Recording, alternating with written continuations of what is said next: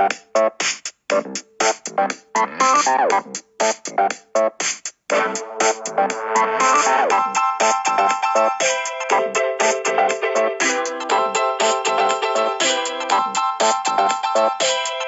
to Different Gravy, not just another Sheffield Wednesday podcast. I'm one of the hosts, Richard Miller, and my co-host, socially isolating, but since before it got played out and everyone started doing it, your friend of mine, Dr. Luke Gledall. How are you doing today, Luke?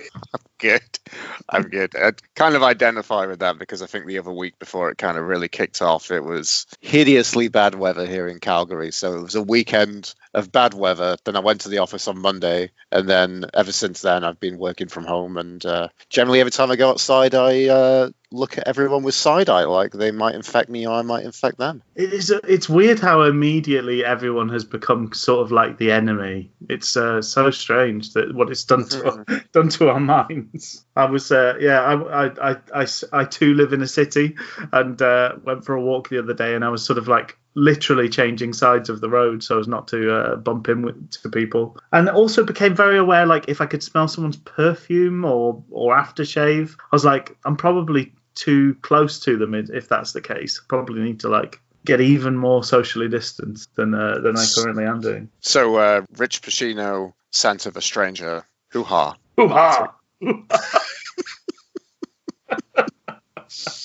Yeah.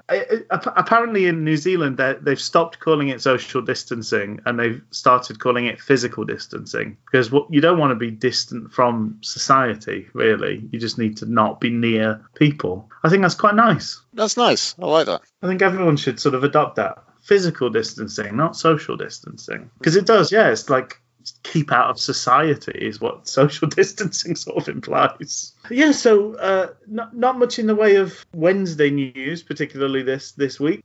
There was one very important occurrence, relatively maybe the most important thing to happen in football. So I'm just going to put us on an official news footing. And breaking hoo-hoos. Yeah, Luke, you've got a bit of a report to give us from, as I say, the most important thing that happened in football this week. And that was the FIFA Ultimate Quarantine. Yes, the FIFA Ultimate Team or FIFA Online tournament organised by somebody at the Leyton Orient media team. And I've got a reportage of Wednesday's brief dalliance with the Football Quarantine Cup, of which they brought on some professional FIFA player who's called Dele FIFA, who's from Sheffield. And in our first game, we were up against Cambridge United now. So, this is a bit of a kind of simulation. So some things won't be real, some things won't. So it's unrealistic in that we saw Westwood and Hutchinson play, and yes. Forestieri scored. So, not so realistic there, but it was also realistic in that it was a tight affair where we made Cambridge United look like world beaters. In the build-up, Dele FIFA irked the Zitty teens on the chat by opting for Windass over Fletcher, saying that Fletcher is too big on this game. Didn't he say something like, you need a more life man or something like that? He sort of he included Windass with a sort of pithy remark about how you don't want somebody that's too tall. Need a more mobile man or something. I don't know. It was I watched that first game, and that was sort of enough professional FIFA playing for me, I think. But so like I said, but yeah, as he picked Windass, so Windass as the swimwear model was named by the FIFA commentator as a handful for defenders, which made me wonder if they were cupping as wax plums. Harris sounded one against the woodwork in addition to Windass and Forestieri scoring. And true to Wednesday fashion against Cambridge, the 2-0 lead was too easy on the fans, and Wednesday had to concede a needless goal in the 74th minute. We went through 2-1. I want to say it did a lot to, as much as I don't like reporting on this because it's I don't like spending the time watching this stuff, watching stuff on Twitch. This has been a new thing for me, folks. And but I feel a little bit like maybe I'm that kind of sad old man who kind of goes down and watches a random Sunday league game of football, usually with some children playing. It has that kind of feel to it. But I do want to say there's a lot that kind of, like I've said from this, that kind of match the real Wednesday fashion. The fact that players either don't cross the ball or are really bad at it. Everyone tries to walk it in FIFA. That's just how realistic it is as a game. And I also want to say a shout out to the Twitch chat, which was very entertaining as it filled with some United oiks giving it the cyber big one, while one username named Harry Mallard was net by with another user, which was named Harry Mallard Likes Men. So all the joy of young men calling each other gay online led to a true match day build-up experience. So thank you for that. Yeah, I just want to. So I've been watching a little bit of more of FIFA. I've recently bought myself a swanky TV which has all the apps. So I've been installing all the apps to the point where my TV said you need to uninstall some apps to have a screensaver.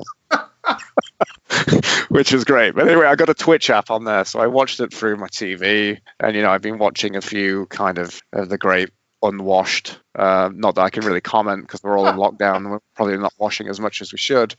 On there just playing FIFA. And the thing I hate about watching professional people or people who are good at FIFA play FIFA is that nobody crosses the ball. Because basically, if you cross the ball, it's a risk of giving the ball away. Yes. So everybody just basically tries to walk it in or basically pass it around the box until you can fashion chances. And it's funny to watch something that is fun and is a good game, and becomes its own thing. But I think the thing that irritates me the most about video game, soccer, computer game, football, however you want to call it, for whichever place in the world you live, is every year it tries to get a little bit truer to the reality of what it is. It's still an arcade simulation. It's still an arcade game. And, previously on the podcast last week, we gave Football Manager a bit of a kicking. So I think now the next step is that we give FIFA a bit of a kicking as well. And they're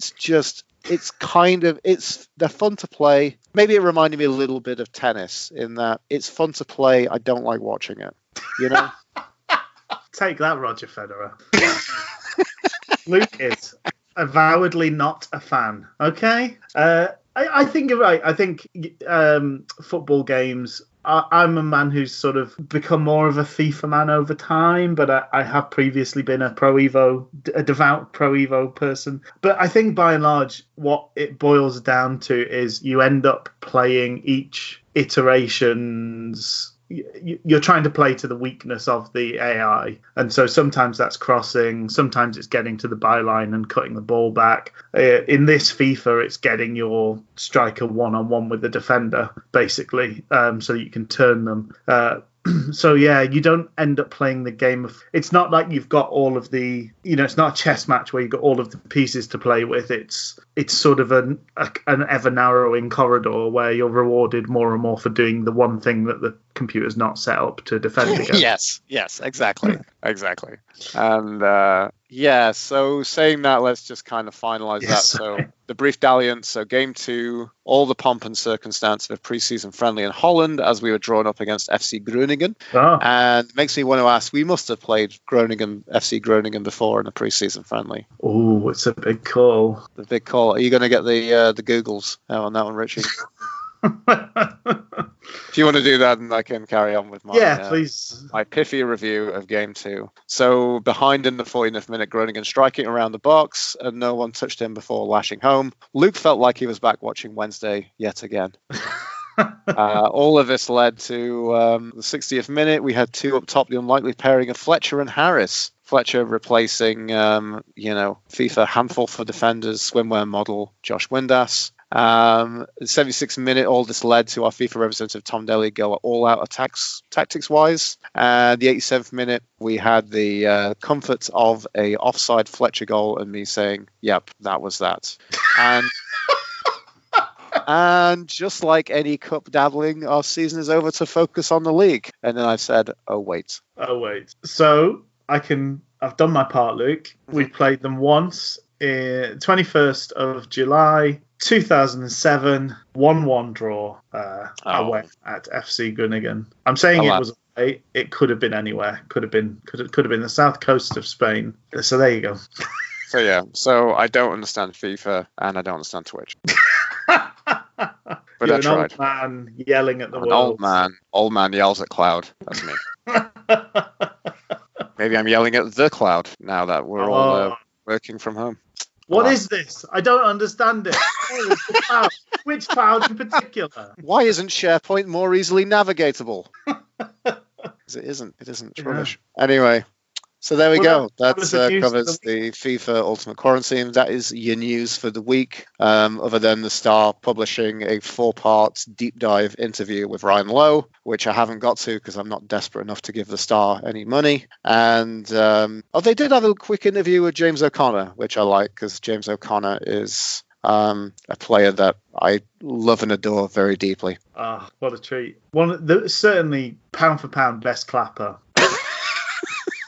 He is in a weight class all his own for clapping. That's why he still has the belt, as no one's actually been able to challenge him. Retired, undefeated. Exactly. And now he's a clappist monk? I think he is indeed. Okay, well, we should get on with the business of the day.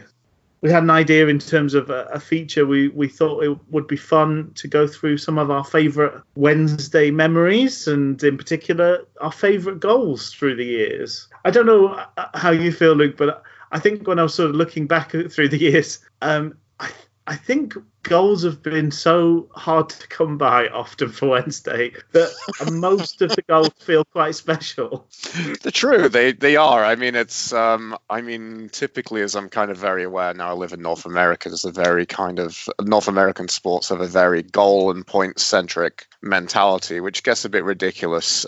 See basketball, of which just want to give a shout out to my dad. My dad once said, the game's about who misses, not about who scores. Basically. Yeah, absolutely. And it should naturally be a kind of big event. And I think that's the thing that's kind of wonderful. And I think it's great, we just talk about such great elation when we get a game where we absolutely hump an opponent. But unfortunately, that's been mainly for the visitors to Hillsborough or visitors against Wednesday, the other team, this season. So it's always something to celebrate, but it's felt even more sparse, I think. Yeah, definitely.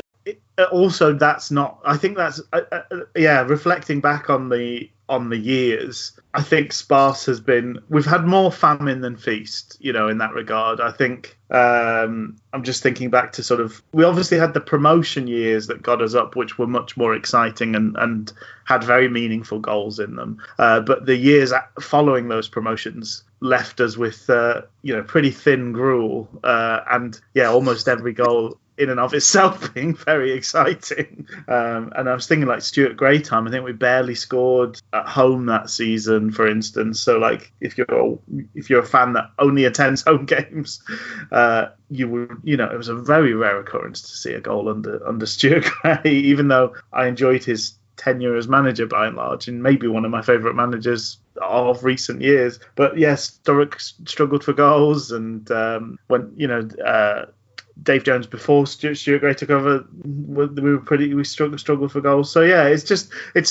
this season has been more like our average season than the last few years have been, because they've sort of been particularly hearty hauls in terms of goals for us, and also good at the other end. Weirdly, more clean sheets than we saw broken and matched clean sheet records as well. Not the case this year, obviously, and not the case last year. But so when we were looking at these our favourite goals, we sort of felt that maybe there's enough fodder there for a couple of episodes. So we're going to go through your sort of top 10 and honourable mentions today. Indeed, in a feature I've named Luke's Golden. Lovely.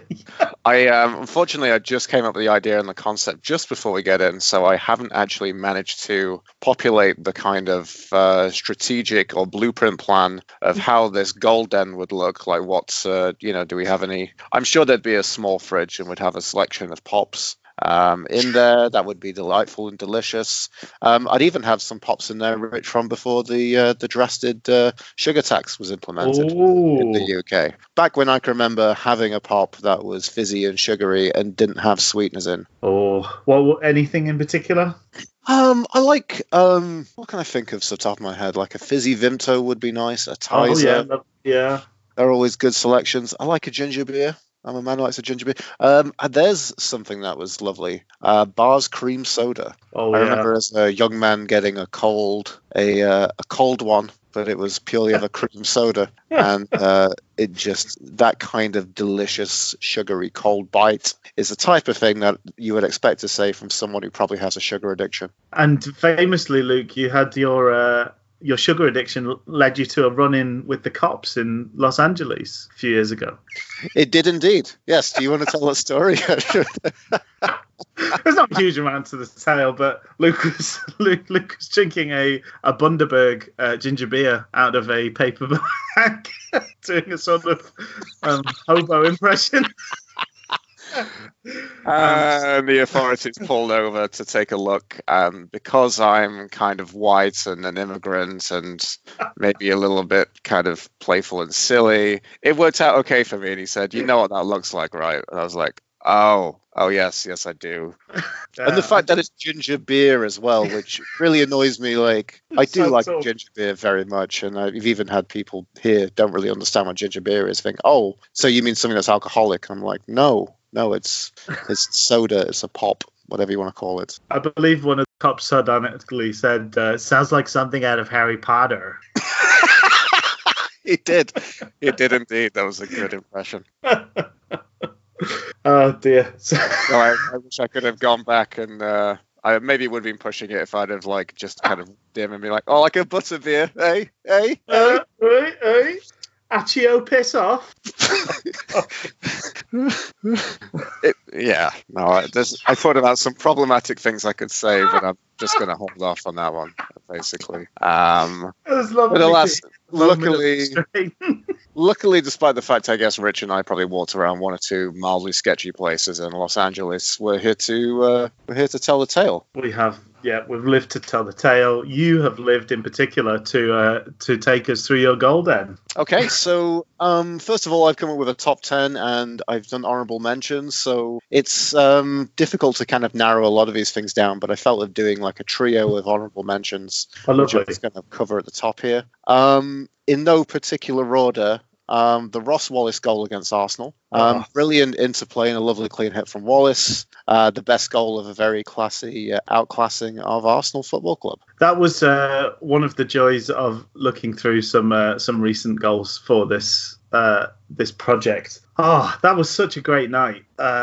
Sort of the pinnacle of that Carlos season. It weirdly happened so early on, but it was such a coming together of the way we played. And in particular, that goal stood out as all of the good things about what was going on. And so was that kind of raking, curving ball down to Pudil on the left wing, just outside the box? And he just served it on the plate for Ross Wallace, who met it with a real kind of crisp finish. It was a great cutback, wasn't it? He could have gone for the cross. Joao was in position for the cross, but he cut it back, and then Wallace just bravely kind of got on the end of it. So absolute peach of a goal. And was that? Am I right in thinking that was Helan's last game for us? It could well have been. That's maybe his last game in professional football. That's a Richie stat right there. I should probably check it out.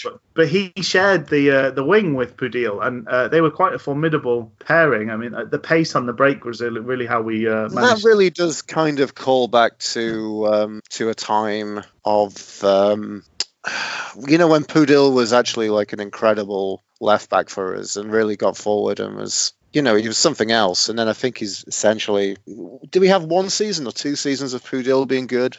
Oh, definitely at least 2, I think. Yeah, things are getting ropey towards the end of that next season. But essentially, went into the element and the time of his legs going, basically. And then he couldn't really do that job anymore. And then we saw him as this kind of makeshift centre-back before we got shut of him.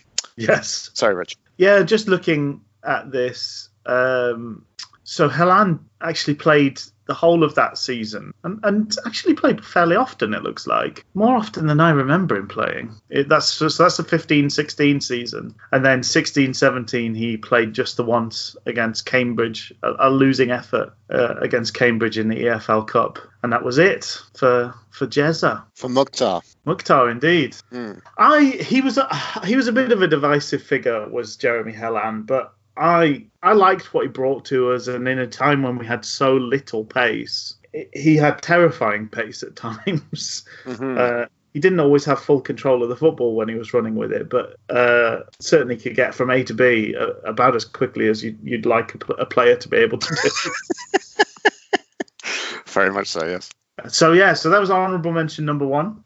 Honourable mention number 2, I've gone for Michail Antonio, last-minute winner against Carlisle at home in the promotion season. I feel bad for putting this one in because I actually had family visiting me from Cumbria who were Carlisle fans. And because my mum's family is from Cumbria, so basically my cousin Ian and then his nephew kind of came over, and then we met up before the game, and it was nice. I tried to take him, unfortunately, to a place that was going to get a meal before the game, and then I stupidly took them to the Wetherspoons in Hillsborough, which was not a good idea. No. Anyway, so I felt bad that I kind of let them down on a few bits, but we hung out and it was nice. And, I kind of sent them a text afterwards and I felt really bad about it. And, they kind of said, and unfortunately in retrospect, I kind of have to look back and agree, was like, we needed that one. You guys could have, you guys could do this next season, basically. Because that was really, they were in a similar position. They were kind of pushing outside the top 6 at that time. Yeah. But anyway, the goal itself was absolutely fantastic. The fact that he just kind of got that in that position in the box and just killed it in lovely into the corner. And I remember everybody just going absolutely apeshit. Just absolute bananas over that one. Me and you in our place in the North Stand, just losing it. It was possibly one of my favourite last-minute winners. Not one that's kind of come up as well. I remember Luke Varney against Watford. Oh, yes. That was a fun one. That was against... was it Malky Mackay? Remember him? Oh, yes, I do. I do remember Malky Mackay. Sounds like a comic book named Scottish manager, Malky Mackay. Before Watford had faceless, nameless European people as their managers, just an endless... Exactly, yeah. It was... and also that day, the game against Watford, they had... Cleverly on loan, didn't they? I think he scored a free against us. Yes, yeah. Before he went to be a well-paid extra at Manchester United. But anyway, that Antonio goal was pretty fantastic, and I think a lot of these are really going to sum up kind of. I think there's something I want to kind of put into my criteria for one of my favorite goals is that if it's attached to a memory or an experience, I think it just makes it all the more worthwhile. And a lot of these that I get on here will be of that kind of nature. And some of these do have the better goals, but anyway, that was a particularly fantastic goal in a fantastic moment. It was one of those games as well where it felt like it kind of got away from us in a way. We'd had so many chances in that game, not finished any of them. And then, but almost by the time you had given up hope, then Antonio managed to score. I think that's what made the elation even more overwhelming, was that in your heart of hearts, you'd almost sort of settled this one away as this, just not our day. It had gone into that bracket in my mind, I think. Exactly, yes. And I think that's also a magic kind of experience to basically say, I think what I've always hoped, and especially hope with kind of Wednesday kind of near the end of this particularly terrible season, to the bad runs, is you go with the hope of being surprised. You feel like you know what's going to happen, but you hope for a pleasant surprise. I mean, you can get the bad surprises as well when you think, oh, some game is sometimes a formality. We're going to win this one comfortably, and then the opposite happens. Yes. But you live in the hope of that kind of rare surprise of something unexpectedly good happening, I'd say. And so that probably kind of falls into that bracket, right? I think like you said, we'd all consigned ourselves to say, this is done. It was a 95th minute when Antonio scored. Yeah, that's the real... There's barely any left on the game. I mean, if you're looking like a fuel gauge in a car, that's seriously in the red. I think it's even going past it. Oh, well, there you go. That is a memory attached to a goal about as good as it gets, I think, for me. But go on. So you've got a third honourable mention. Third honorable mention, this is maybe one of my, I think this is probably the one I'd say where I don't particularly have maybe one of the ones that I don't have a real kind of strong memory of. So it's actually one that I kind of, as like you, I was looking back, I was doing a lot of, the thing I enjoyed about doing this so much and compiling this is just absolutely just drinking in some of the best experiences and the memories and the best goals that kind of came up, and kind of doing and putting this, compiling this list together. And I hope this episode just feels like it's going to be a real incredibly positive experience for me. So this was one which I kind of really, I'd almost forgotten about actually. It was the Kieran Lee third goal against Leeds in the 3-0 victory. So this was the one which we were at home. This was basically famously the Carlos Carvajal £20 notes. I will pay this money. I'll pay money for you. Oh, that's slamming. I'll pay my money to you to play your football. I think that's what he said to the players. So this was a kind of reaction. I think it was the reaction from basically us being crushed at home by the Pigs 4-2. Yeah. So I think it was beginning of October. And yeah, I remember that day. I remember that game. We played some absolutely phenomenal stuff. So wasn't Carlos's message that like basically, even though it was scrunched up and a bit battered, it was still £20 note. It's still £20 note, exactly. Yeah. And that Kieran Lee got, I mean, there's some, I think generally just an experience. That game was it was an incredibly dominant, excellent performance against Leeds, which just makes it all the more delightful and delicious. But that Kieran Lee goal is just such a beautiful half volley. And I said that it's so smooth that you would think it was by Santana featuring Rob Thomas. And his half volley was crisper than Carlos's £20 note as well. So I can't remember how it kind of came in, and it kind of seemed like a loose ball on a half volley. But it's just one of those hits where you can't quite believe the trajectory of the ball. And I don't know, I need to go back and kind of watch this one again, because it's, like I said, it wasn't one that was strong in my memory. So when it kind of came up again, it felt like it was one that needed to be captured. And also just to kind of do a bit of Freddie foreshadowing, just a mild spoiler, it's the only kind of appearance of Kieran Lee. So I think kind of during this kind of era, and the eras of which we've watched Wednesday, I think this is, it's nice to have a little kind of doff our cap and raise our glass to Kieran Lee. Oh, he certainly deserves it. Yeah, so it's one of those where it was kind of we'd had an attack up the right that kind of fizzled out, and they then immediately went into paying us so little respect. Immediately went into playing it around the back, and he just read where a pass was going and just smashed it first time. It's a beautiful goal. I think that was weirdly, like, I think Leeds really relied on Pontius Janssen at that time, and he wasn't playing, and they just went to pieces. It was that or Cooper. I just remember one of their main centre-backs being there, and I think a lot of we just benefited from the fact that they just didn't have that leader to stride out from the back, who I think normally was such a big presence for them, and never more so than that third goal, which was an absolute peach from Kieran Lee, the boy from Oldham.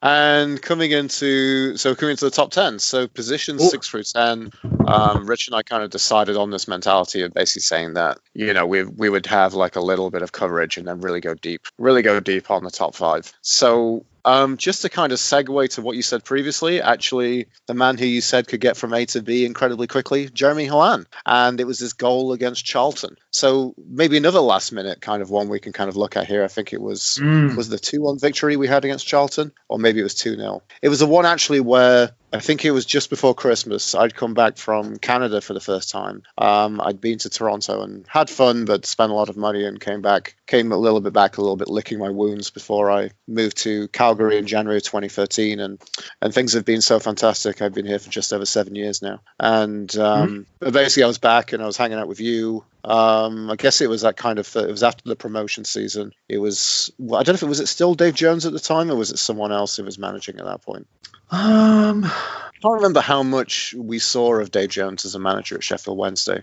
My kind of memory kind of blurs in that respect. Well, you see, my feeling was he sort of got a bit longer than he maybe should have. But but then I think he was gone. That was sort of what sort of time in the year did you say it was? December sort of time. It was just before Christmas, yeah. Just before Christmas. He was dismissed on the 1st of December 2013. So who was the manager at that point? Well, I don't think it was even. It was a time before Bullen started kind of stepping in. You know, this constant reappearance of Bullen, like Groundhog Day. You know, like Punxsutawney Phil every time we was a manager, and I don't know. Aberdonian Lee kind of pops his head out of the hole and does his caretaker stint. I think Stuart Gray just went straight in as caretaker because then the conversation was it was a giant long conversation. When is Stuart Gray going to be appointed manager, including that dismantling of Leeds, the 6-0 game at Hillsborough. Yes. And I think that was maybe his last game as caretaker manager, Stuart Gray. That would steer us through where we're. I said, "Oh my God!" Just a little bit of kind of spoilery, just to say that hasn't actually come up in my list at all, and that was weird. That I was looking at all these, Wednesday highlight videos, and that 6-0 dismantling of Leeds wasn't kind of prominent in my searches. That's weird. It's interesting. Yeah, I'm still, I'm just still deciding which. I've got many tough choices ahead of me before next week's episode, so I'm still deciding which goals are going to make it in or not. But there was a couple of good goals in that game. Kieran Lee scored a very good goal in that game as well, and Lavery scored 2 late on, which was a real treat. Sadly, Lavery never really went on to have the career that we all hoped he would after that tremendous introduction. But he looked incredible in that game. His 2 goals were really fantastic. But yeah, sadly, never that wasn't the norm for Mr. Lavery. A few too many average games for him. So yeah, that would have been Gray would have been in charge at that time because that's when he took over 1st of December 2013 until the summer of at the end of the 14-15 season. And Carlos, that was this was 2012 though. It was the end of 2012. Oh, was this 2012? Yes. I think it was Dave Jones. I think we did have Dave Jones for the majority of season, I believe. Anyway, while you're looking at that, Rich, maybe I'll just carry on and just kind of talk about this goal. So, it looked like we were really going to do some last-minute kind of time wasting in the corner. He sprints with the ball, knocks it. The thing that was absolutely incredible was he knocked it one way past the Charlton defender. He knocked it to the Charlton defender's left and ran round the outside of the right to collect the ball. That's right. He's that quick, ladies and gentlemen. Yes. Took it down. And then just at the tightest of angles, he had the audacity to just rifle it in. And it was probably that moment of just not expecting anything and just being absolutely power raised by Jeremy Haaland. It was sublime and incredible as a goal. And I was there with you. And it's I just remember just kind of laughing in a shocked manner. It was something else, that goal. So that's one that I think just kind of creeps in the top 10. Lovely stuff. Yeah, it was an absolute belter. I still lament Haaland in a way. I still miss him, weirdly. Mukhtar.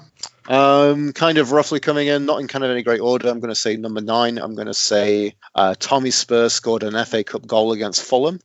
And he kind of collected it probably about 30 yards out and then basically hit it with his left foot, which kind of swerved into the corner. And that was pretty fantastic. I had a great memory of that, of my friend Joe, who I went to the game with, just turned to me and said, "Gledor, did you see that?" Which just adds to, it's just, I think, kind of a nice memory of a great goal, I think a lot of people, funnily enough, will talk about the goal against Plymouth, which was really it was incredibly fun, speculative, hopeful hit from him. And that's the one where he kind of chested it down and then just volleyed it from kind of 40 yards. But he, just the fact from the Plymouth goal, the fact that he ran off with a look on his face, like, who would have expected me to do that? I think basically. Do that. Did you see Tommy Spurs? He actually did talk about himself in the third person. I think I'm led to believe for that one. But I think I preferred that goal against Fulham. That was one. So again, tied to the memory. Tommy Spurs, but when he did, they were belters, every one of them, or like weirdly important. He didn't score. I know. It's quite. it's quite interesting though. Sometimes when you look back at those players who don't score often, but when they do, it's pretty phenomenal. So that takes me to numbers 8 and 7. Okay. Which this one, it's basically I'm putting them together because they're both goals by Adam Reach. Oh, nice. So this is a difficult one. So basically, as we've kind of gone with this mentality, I have put the provision that basically these are goals that you've had to have seen live. You don't have to. Obviously, for my situation, being an expat and kind of watching through the internet, I'm not seeing it with my eyes in the flesh, IRL, as the kids might say. Okay. But the ones here's a funny story. One of the Reach goals I haven't put in, which people would put in. So technically, Rich and I didn't see the goal against Aston Villa. So Rich and I were walking to Legends, the bar between beneath the Empire State Building, to watch with the New York Owls. So shout out to Paddy from the New York Owls and the amazing Wednesdayites inside the pond.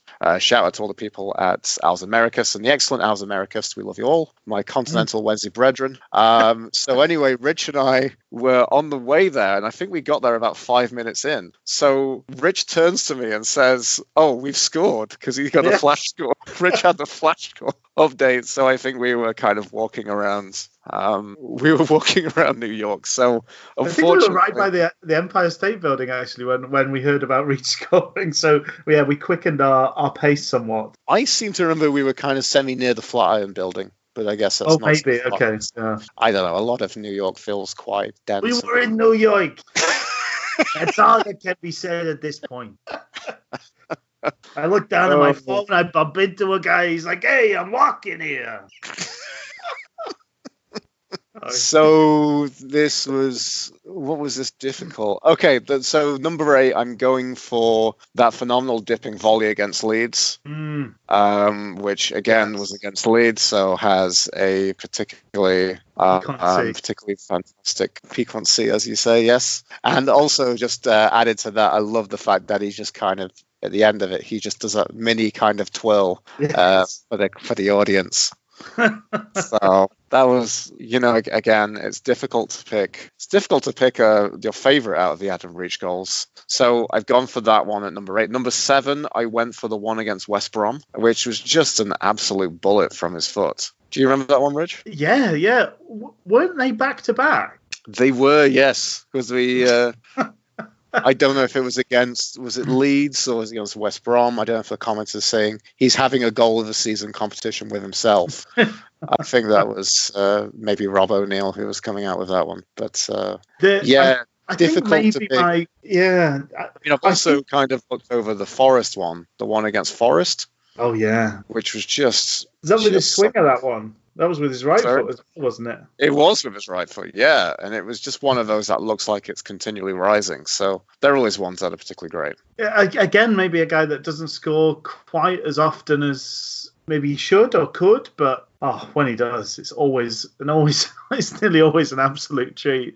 But that was really interesting because I remember those two goals coming sort of back to back. So the Leeds one was volleyed, the West Brom one was along the floor, but they're almost exactly from the same spot. And I remember Henri talking about when Arsenal moved stadiums, he had little spots where he knew, but based on I don't know, where like the channels through the crowd were and things like that, or where certain advertising hoardings were, he knew where to aim his shots to kind of curl things in and things like that. So he had spots on the pitch that he just had his angles down from, and it just felt like that with Reach, just for that sort of period of time. It was like clearly this spot he knows exactly where he's aiming for to get it in. Like he's probably aiming for one of the poles in the pillars in the Kop, or actually the away end, wasn't it? He scored, so he's probably just aiming for if I aim for this perfect spot, it tends to go curl into the top corner, and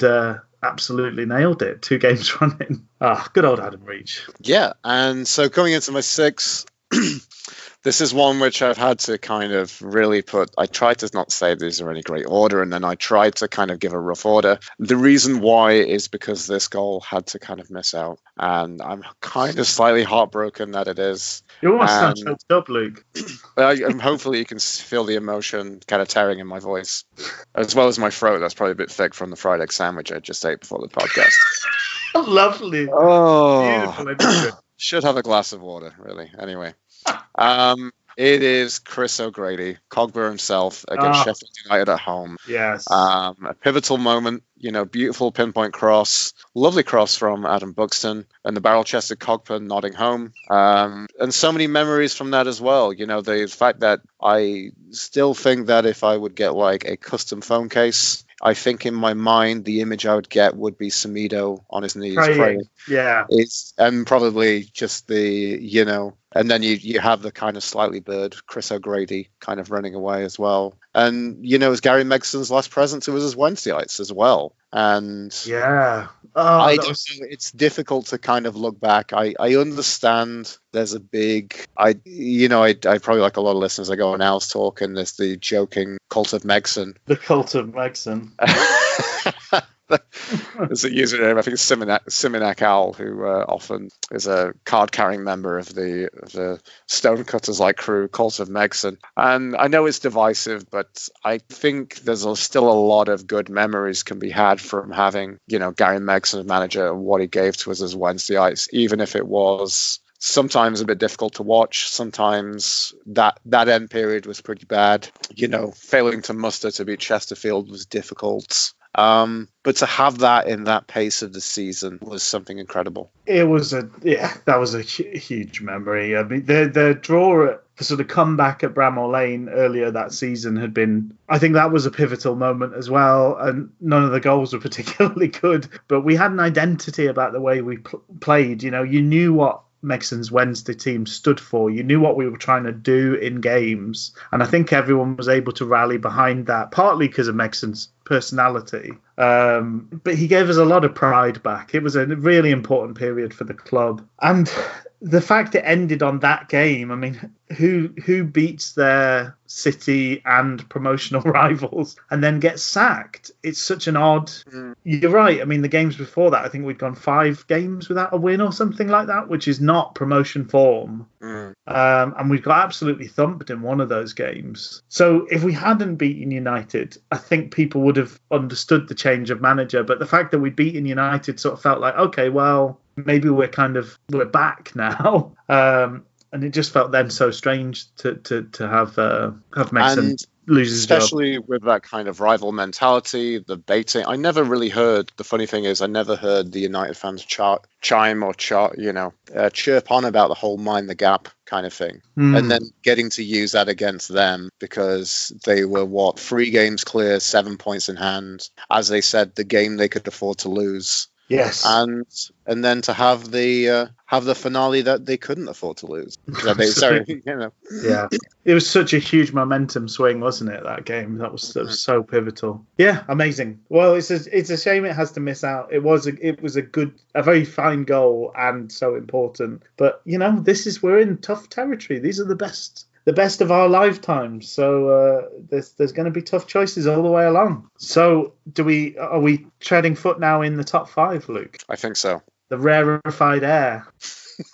Where are we in the gold den at this point? The boudoir? We're in the boudoir, yes. It's the evening has gone well. I've wined and dined you into the bedroom. I'm imagining a mixture of both a beaded doorway and also some silk scarves around the enclave. Am I right? That's right. There's both. It doesn't make any sense, but there's both. It's what you're known for, Luke. It's what you're known for. Okay, so coming into my top 5 goals and Luke's golden den, and at number 5, it's kind of funny I included a goal because it feels like such a wet puddle on that time frame, but it's such a special hit, and it's a real 2-touch wonder from one-hit wonder Marco Mateus against Leeds. Oh, yes. The thing I think should be appreciated rewinding on this one is the fact that the build-up is actually really good as well. I think that's something that's kind of missed. And, there's kind of a lot of build-up. We're kind of stroking around the back to kind of make some play. It comes back to Palmer in our half, and he plays this really sweet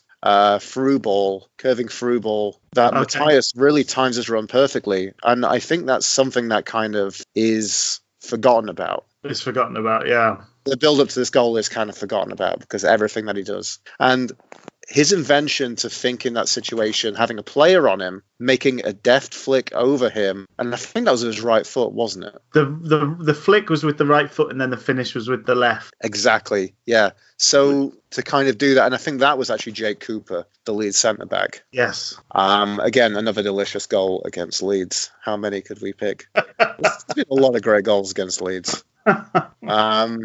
Anyway, I'm not going to go on to that anyway. But, well, again, that was another one of those moments, a bit like how we talked about Caelan Lavery. The moment, the goal is wonderful in and of itself. You're right. It's a great pass from Palmer. Matthias has thought about it. He has a look where the defender is and does all the rest on purpose. It's spectacular. And also, as a Wednesday fan, you're like, what have we signed? Have we just signed like this guy is going to be sold for £50 million. He's unbelievable. Yes. Obviously, that didn't happen. But at that moment, it felt like, oh my goodness, we've got this guy that's like rapid and can score incredible goals. It just felt so exciting. Like the quick-wittedness and the invention in that moment is just something else. Like you think we'd sign some football brain genius. Like it's like some giant kind of computer football brain. Yeah. I mean, people could barely pull that off in FIFA or Pro Evolution Soccer. It's not something that's real, really. So to make that deft flick over Jake Cooper and to just swivel and turn in a second and, hit a volley with his left in such a perfect way. And the fact that it's the filthiest, languid and lazy goal and it just kisses the crossbar on the way in like a big bold smacker. Mwah. Perfection, Mr. Matthias. You can do, your goal was a chef's kiss. Even more delicious than your Portuguese egg custards. The thing that really breaks my heart is that the thing that still pisses me off to this day, it's heartbreaking that this didn't win the game because it deserved to win the game. Yeah. And Leeds came back and scored, an equaliser. Dirty Leeds. But at least for that second, we actually, had to really smash it up them and Marco Matthias. The brief, fleet-footed Portuguese flash-in-the-pan winger. That was his gift to us during his time, apart from maybe his Portuguese egg custards, which I had and were very delicious. Excellent. I also really enjoyed as well, like, it's just great to watch those goals and just have them celebrate. Not like they're winding the fans up, but near the end of the pitch where the Leeds fans are. Yeah. And you get to just see the background of the slightly kind of depressed, despondent Leeds fans in the crowd, just sitting there like someone's really pissed on their chips. Yes. It does add. It's another little extra flavour to the mix. It's a bit of umami on top of an already delicious meal served up by Matthias. Yeah. Such hope. Such a beautiful goal. Football. Football doesn't do perfection too often, so that it should have won the game. It should have been the last thing that happened in the game almost. But it was early doors, and it went on to be a bit of a disappointing draw. But what a moment! What a treat! So. And that brings us to number 4, and I've gone with At the New You against Preston North End at home. Oh. I just love this goal so much. It feels weird to include it. It's very difficult to bring to the equation as at the fag end of a massively disappointing season. And like I said, it was this tale of journeyman cult cart horse Kosov and Snooki at the New You, who emerged from the ashes for a new contract with some incredible performances and a sweet partnership with Lucas J. Wow Jiao. And at the end of the game where you thought it was just a corner routine to keep the ball in the corner, suddenly out of nowhere, Nuyu just gets possessed. It's like he's had a funny turn and finds a part of his brain that believes he's the next Lionel Messi, and he does the absolute unthinkable. To pick it up, sprint, deftly knock it past one defender, and then from a crazy angle, sweetly curve it into the corner is just absolutely phenomenal. And when you go back and watch it again, you can see this unreal surge of energy and belief. And I think this is something that we can look back on and take that should inspire everyone. This is the feeling we need to get us through the coronavirus. The belief and swagger. It is Bowie's heroes summed up in a goal. Lovely. Oh, I love that, Luke. Oh, it's such a beautiful effort. I mean, I love Atinuyu. I know he's a deeply, deeply divisive figure. But I think we've got such tremendous value out of him through the years for a free transfer. At times he's been the only thing to come away happy from a game, about. And that period was a real treat. That, as you talked about, Nuyu and Joao sort of combining to grab all sorts of goals towards the end of the season under Yos, and that. It's like in a weird way, it's completely bizarre, and he should never score it. But in another way, it's like the quintessential Atinuyu goal, because he does an Ati twice to them. When I talk about Ati out of Ati, it's that thing he does where like four people stand around him because they think he's going to stand still and be immobile, and he somehow drops a shoulder and rolls all of them in one movement. And he did it twice because he did Johnson, which gave him the freedom to pick the shot out. And the finish is gorgeous, curled into that top corner. I love that goal so much. As you say, it doesn't count for anything really in the face of things. And it's fun that it's a combination. When you look at your favourite goals, it's a combination of these things that are filled with huge amounts of emotion and importance. And then also goals that just were really nice. And those last two were just gorgeous goals, worthy of any team at any level. I love how you've brought up the fact that he straight atted them. I think we really have to kind of think about that and bring it into. Did we call him the Kosovan Kaiser Sose before? I think we did. We did. A previous episode. But it feels like the payoff from a giant hustle. He has hustled them. It's like he's really, to kind of maybe quote an episode of Fresh Prince that most people probably don't remember. It's where he breaks out Lucille. Do you get that? Does anybody get that? Shall I explain the joke? All best jokes should be explained, shouldn't they? Please do explain for us. And basically, there's an episode of Fresh Prince of Bel-Air where Will gets into trouble playing pool against some guys who kind of hustle him for a lot of money. And Uncle Phil comes down, and basically you think Uncle Phil's going to be crap. But then Uncle Phil breaks out Lucille, which is a special named pool cue, and gives these hustlers a lesson, gives these shysters a lesson. So very much at the Kosovan Snooki breaks out Lucille. Possibly, I want to call it the name of the episode, but it kind of implies spoilers. So let's not do that. But anyway, in a different world, I'm going to talk about Kosovan Snooki breaking out the Lucille in the future. Lovely. So, number three. It's Marcus Tudgay at Sheffield United. This one was just exceptionally special. A goal to Mark doing a double over United, which has only been achieved once ever. I remember seeing it at the Beanback at Hillsborough, and so I actually watched it on one of the smallest screens ever. I feel like it kind of felt like a stadium version of you have a massive TV and then you have to use a small one for a bit, and it just seems so small. And the thing was probably about 15 feet across, but it looked diddy from the south stand. There must have been some people thinking, I'm sure the people who put this on did a fantastic job. I know they did a fantastic job, but I'm sure there was probably some strange thinking about what's the angle to get everybody who sat on the lower end of the south stand to watch this. What is the best angle that people can watch this TV? I'd like to think that they got the TV there. And there was just someone there was just one person working at the club who would go and run to one end of the south stand and be like, yep, yeah, I can see it.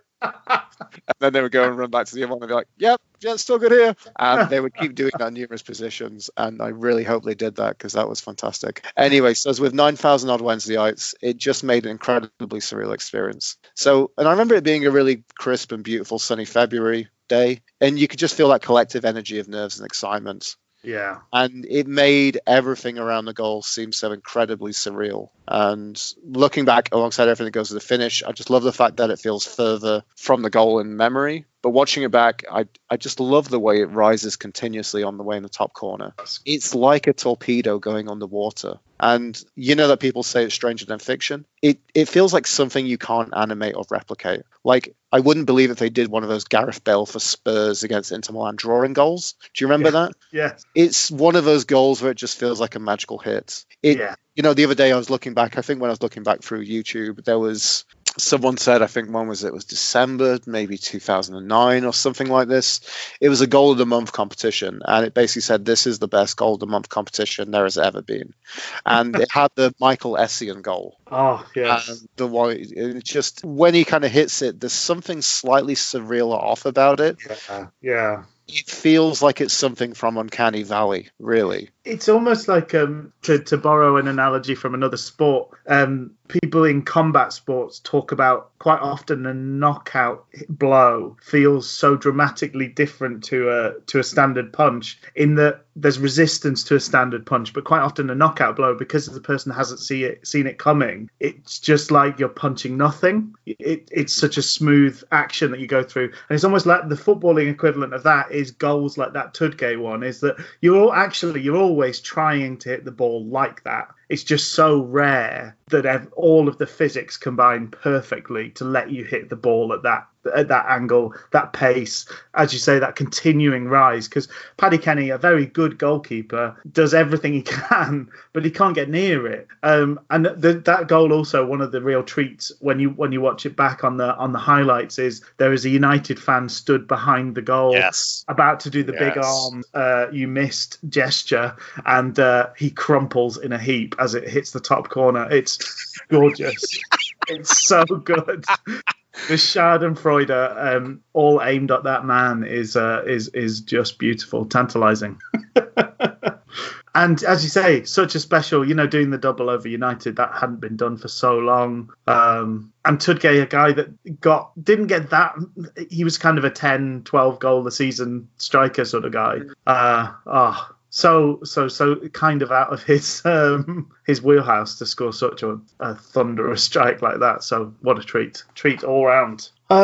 Top two we're into now, Luke. Top two.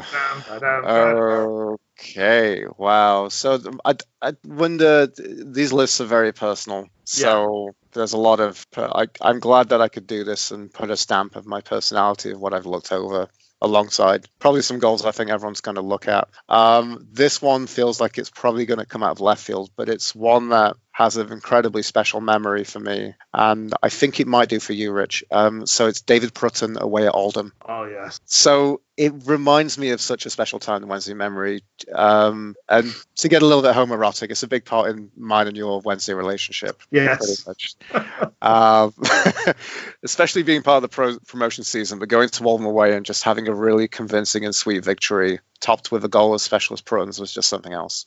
I think there's something hugely enjoyable about seeing such a character like Prutton, who's a slightly lovable and articulate rogue, and is someone who I think possesses a fair whack of talent, but is something that's not on the display quite often, come out of a wonderful goal, like New You, I'd say. Just makes all the more magic. I had to watch it back, and I felt a memory that was more composed, and it felt the time he crafted the opportunity in the finish, seemingly out of nowhere. But it looks strange to kind of look back, and when you see that on YouTube, it's quite different. But still, it's, when I watch it back, it's something I could just keep watching and keep watching and keep watching again. Like, it's a goal that felt in my memory, like he had like a huge economy of space. Like I've said here, like he pickpocketed Felix's bag of magic tricks. Yes. And I remember the seconds of the ball hanging in the air felt like an eternity. But looking back at it, it's much quicker, and it has this odd and kind of brutal finesse. So I'll just kind of replay the goal. Please do. Commented. Broughton picks up on a bouncing kind of loose ball from O'Grady. I don't know if it's quite a pass. It's kind of quite a strange ball. So he does this kind of graceful karate kick to delicately knock it over the Oldham defender, then runs on, half volleys, controls it up in the air, and then swivels with it to slot past the keeper. To then have him run over to the crowd and announce himself to be some grubby League One saviour while the fans went ballistic. I think there's something so magical about following a football club, and I tested the fact that it can feel a bit like we're all weirdly under a strange umbrella in a real world kind of reality TV kind of situation. It's a bit kind of Big Brother-esque. Like, you know, I do this we do this podcast for a lot of reasons, but I think some of the thing that kind of really pays off is those feelings of kind of connection with people who you probably think that you don't really have much in common with. Yeah.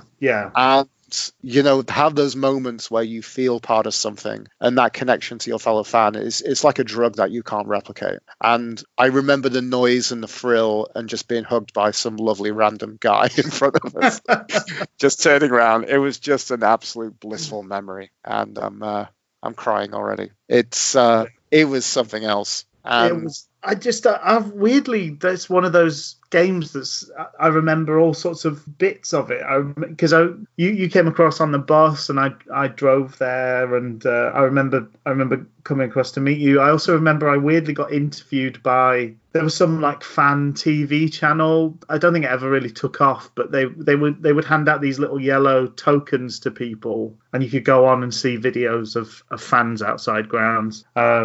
So I got interviewed for that after the game as well. But yeah, I don't know. It's just funny. All sorts of bits of that game stick in my memory. And it was a joy to experience together. That goal, as you say, I think that sort of, it looked, on first viewing, it looked kind of flukish. And then when you watch it back, he's planned it all out, and it gets better with repeat viewing that one. It's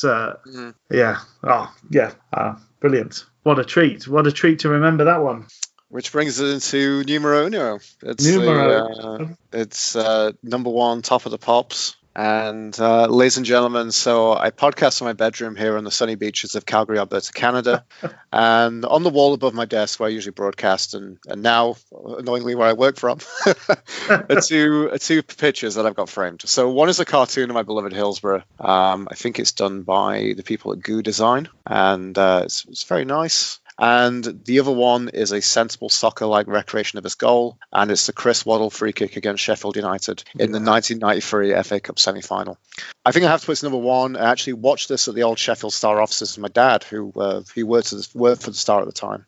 And I don't think I could really put my finger on what happened then. You know, it's just one of those kind of hazy memories from when you have as a child. But it felt like some dream, and my memory of it is, you know, still like that. I still can't recall exactly how he bends in the free kick against Alan Kelly, but it just floats like some insane baseball pitch into the nets. And it's funny that for a long time, actually, I thought it was, and it's really funny that I have this kind of sensible soccer recreation of this goal, because it kind of almost felt a long time like this would be a goal that you would do often in sensible soccer. And I actually thought for a long time, like a really weird way, that he actually curls it the other way, that it actually goes flat, then curls to the left from the right of the goal. Right. Yes. Yeah. And it's not. It isn't. And it actually, you know, it's but it doesn't kind of feel like your classic kind of swinging curler. No. And it's just it's so special for that reason. And I think in the fact that reviewing it, like going back and watching it, it's the fact that Waddle just steps up out of nowhere for the free kick and runs up to it without a care in the world. And it shows that kind of flow state that he's in. And it just feels like something he can do all day. It's like a well-rehearsed sleight of hand that's just become second nature.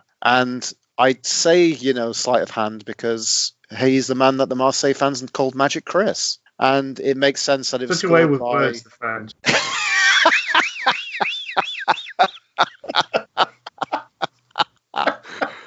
Oh, anyway, so it makes sense scored by the man who the Marseille fans named Magic Chris, everyone's favorite ex-sausage factory worker who had the swagger and talent to put Ryan Giggs on his arse. Twice. Twice.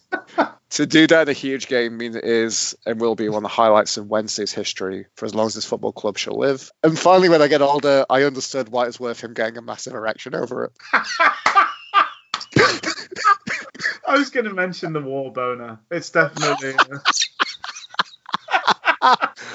Oh, it's a highlight on top of a highlight, isn't it? It's a hat on a hat, but it's a treat to behold. it's a hat on a hat. It's brilliant. I love that free kick. It's probably, full disclosure, it's probably going to feature very highly for myself. I might be tempted to not make it my number one, seeing as it's yours.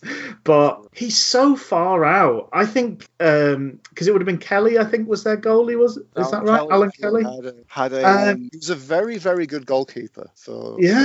But I just think I think before it went over the one-man wall, he just probably doesn't think it's going to be a shot. And then it's so fast. It's because it's the sort of one that favours the goalie. As you say, it kind of curls. It doesn't curl across the front of him. It's so straight, really. It does have a bend in it, but it doesn't come across his face and go in the top corner. It's a very strict, limited curl that it has to it. But it's just so quick. I just don't think he's got any time. It's too late once he sees it going in, it's too late. It's incredible. It's such a great goal. And obviously so important. Doing it on the biggest stage is the hardest thing of all. And that was, it doesn't get much bigger in terms of club football.